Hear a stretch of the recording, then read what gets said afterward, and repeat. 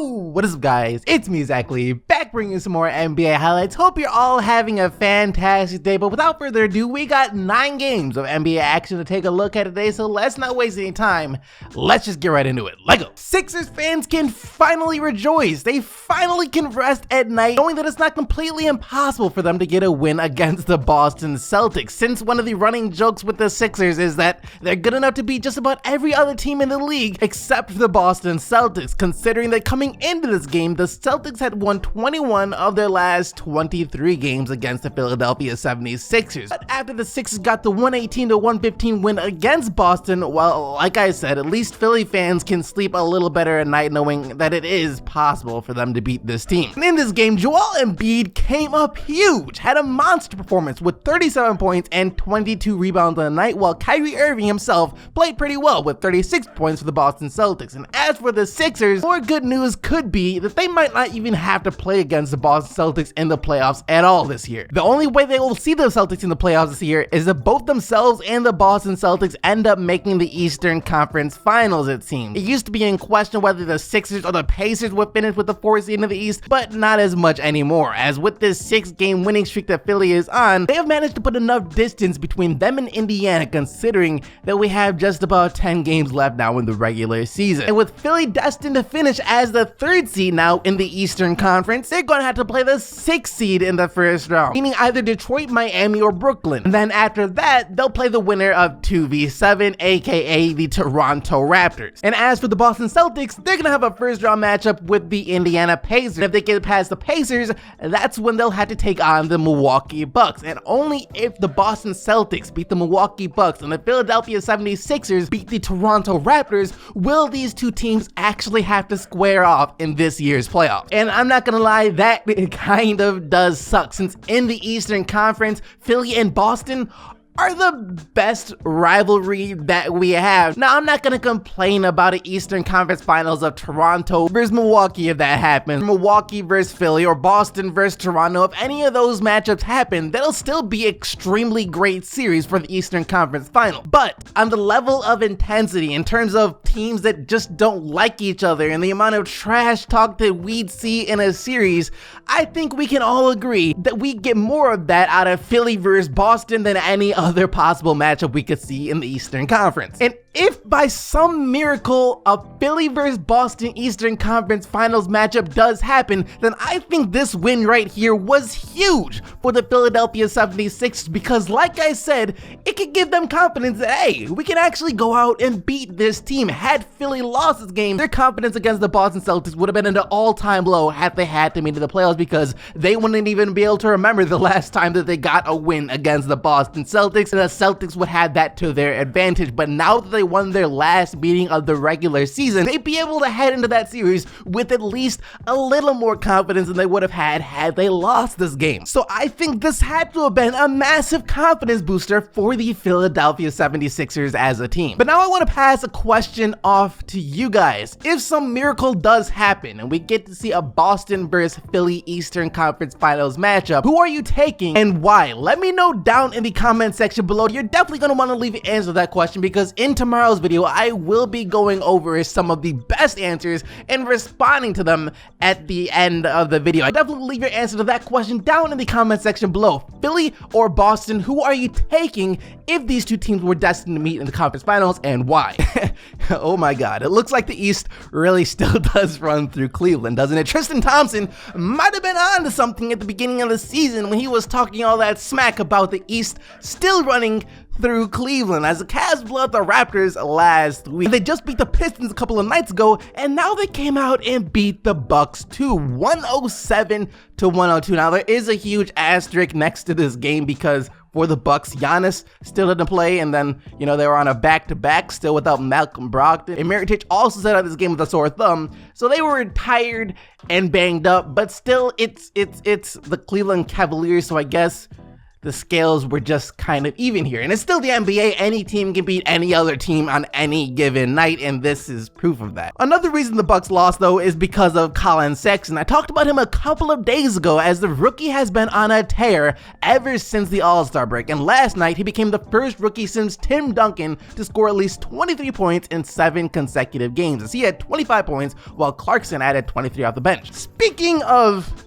Tim Duncan, though, this isn't necessarily a game recap. This has nothing to do with any game that was played last night, but we got a very interesting picture that emerged of Tim Duncan yesterday. Okay, I don't know how to properly explain it, so I'm just gonna have to show it. Take a look at Tim Duncan's new hairstyle. Just remember that this is the same guy who always dressed like he was an off-duty construction worker when he came into the games. The guy looked like the most plain, vanilla NBA player of all time in terms of style. And now this. It reminds me of one of those graphics that used to pop up from time to time on Instagram and Twitter that showed what past NBA legends would have looked like if they played in the NBA today with modern hairstyles. Yo, this is exactly that, but in freaking real life. It's crazy. James Harden just scored 57 points, and the Houston Rockets still lost to the Memphis Grizzlies, 126-125 in overtime. And part of the reason that the Rockets lost was because Clint Capella fouled Jonas Valanciunas with 0.1 seconds left to go in OT. It's very rare that you will see an official blow the whistle on a final play like that, but it happened. Jonas hits one free throw, and the Grizzlies win the game. The crazy thing about this, though, is this is actually the second time this season that James Harden has scored 57 points against the Memphis Grizzlies. It happened back on January 14th, except the only difference was the Rockets actually won that game. The Toronto Raptors just handed the OKC Thunder yet another loss, meaning that the potential first-round matchup between the Thunder and the Warriors in the playoffs is starting to look more and more likely, because as it stands right now, that's exactly what would happen, as this loss did bump the Thunder all the way down to the 8th seed out west, which I'm actually happy about, because I do want to see these two teams in the first-round matchup. If KD leaves this summer, then we will never have gotten to see Russell Westbrook versus KD and the Golden State Warriors. I want to see it happen right now, just in case Kevin Durant does leave the Golden State Warriors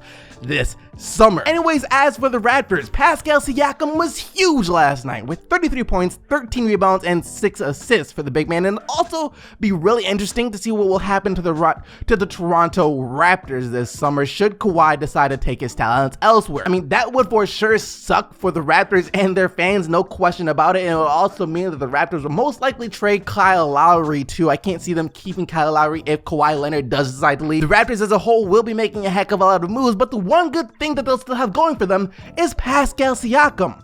He's not going anywhere. And he's also a player that I feel confident betting everything that I have that he's going to be an all-star next year. He's going to be really freaking good, because when I watch this guy play, I'm not going to lie, while he's not Giannis or he's not AD, he's definitely not on that level yet. I'm not trying to say that he is, or maybe even that he ever will be, who knows. But when you watch him play, I can't help but to see shades of Giannis Antetokounmpo and Anthony Davis in Pascal Siakam. He's a player who is capable of dominating the game in so many different ways, and he's just starting to scratch the surface of his potential this year. I liken the season that he's having right now to the one that Giannis had back in the 2015-2016 season, when he first broke out and started to average around 16-17 points per game, 7 to 8 rebounds, and around 4 assists per game. And if you look at what Pascal Siakam's doing this year in his breakout season, he's averaging around 16 to 17 points, 7 to 8 rebounds, and around 3 assists per game. And it goes more than just stat-wise. You just watch him play sometimes,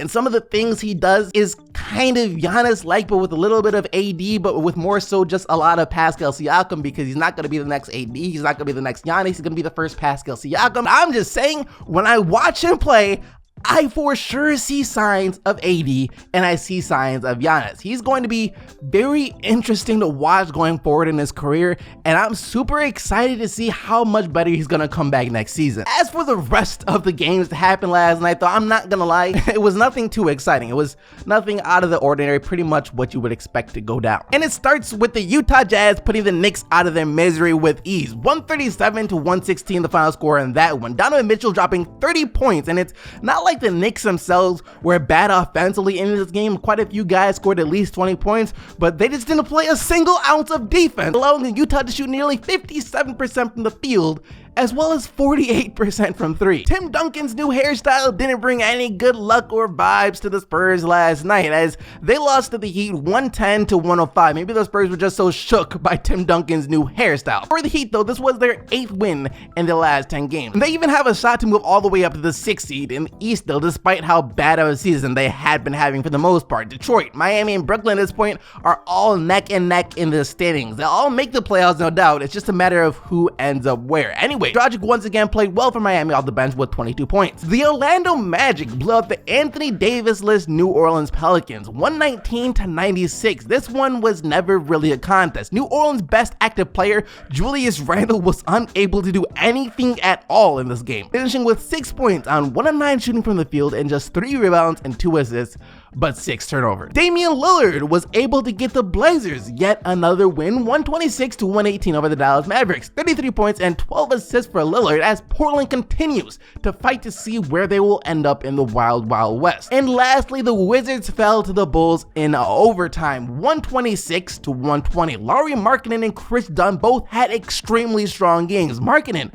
with 32 points, 13 rebounds, and 5 assists, while Dunn added 26 points and 13 assists. And in overtime, the Bulls didn't even let the Wizards make a single field goal. 0 of 6 from Washington from the field in OT. And even though Chicago may have sucked big time this year, I think as long as they stay healthy, that they will be one of the more entertaining teams to follow in the league next year. And that's actually gonna do it for everything that we gotta talk about today though, guys. Hope you enjoyed the video, and I hope these are helping you stay up to date with everything that's going on in the NBA, because if I'm being real, that's the only reason I actually continue to make these videos, is to help you guys stay up to date with everything that goes on in the NBA, because I know how hard it can be to actually stay up to date with NBA games. There's so many games, there's so many things happening, and at the same time, we all have extremely busy lives. We have tons of other stuff to do. So I do hope that these videos help you guys stay up to date with the NBA and that you find some value in watching them. Anyways, remember to answer today's question of the day down in the comment section below. Philly or Boston, who do you think will win a 7-game series in the Eastern Conference Finals, and why? I'll be going over some of you guys' answers in tomorrow's video. Other than that though, hope you all have a great day. You already know that you are the real MVPs, but until tomorrow, keep getting the buckets, team. As you see, my voice kind of cracked, and I'm out of here. Peace!